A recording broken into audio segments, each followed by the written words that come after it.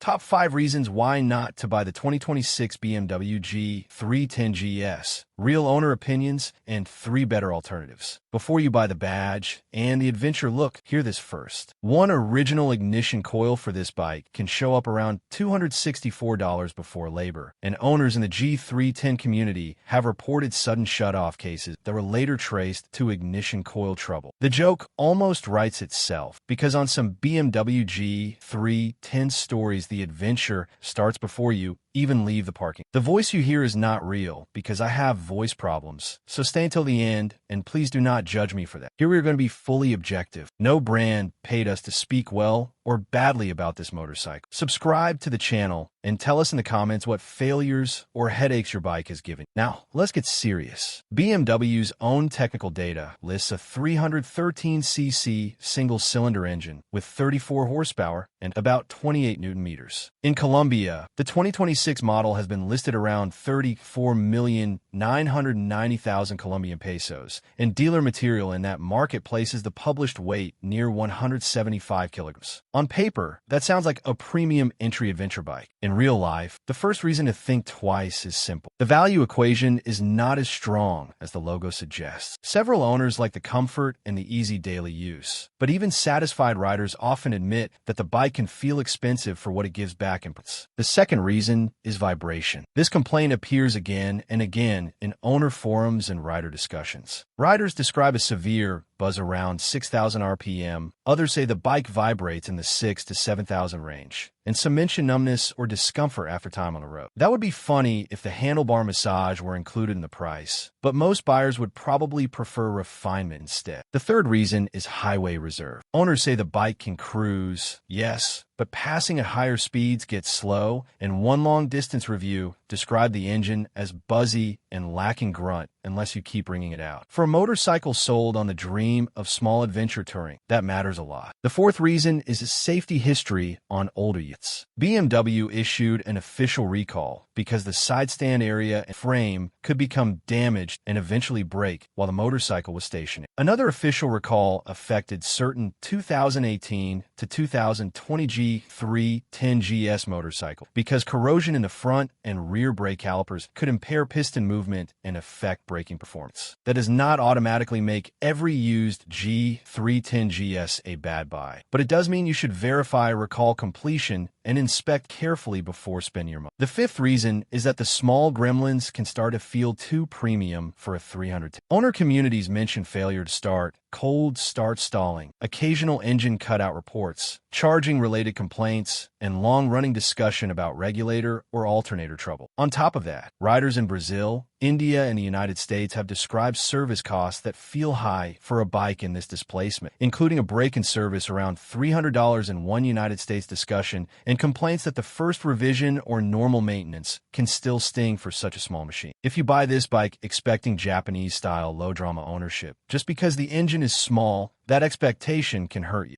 So what would I consider instead? First, the KTM 390 Adventure X, because it gives you a larger 399cc engine, and in Colombia, it sits almost on top of the BMW in price. Second, the Kawasaki Versys X300, because its twin-cylinder character and touring focus make it a very credible rival in this class, while Colombian dealer pricing stays in the same. Third, the Royal Enfield Himalayan 450, because it brings a larger 451.65cc engine, 40 brake horsepower, and a lower official Colombian price, which makes the value argument hard to ignore. The BMW G310 GS is not a disaster. Some owners genuinely praise its comfort, beginner-friendly feel, and daily usability. But if you want the smartest place to put your money, there are stronger alternatives around. Subscribe, and tell me in the comments whether you would still buy the BMW or go with one of these 3 instead.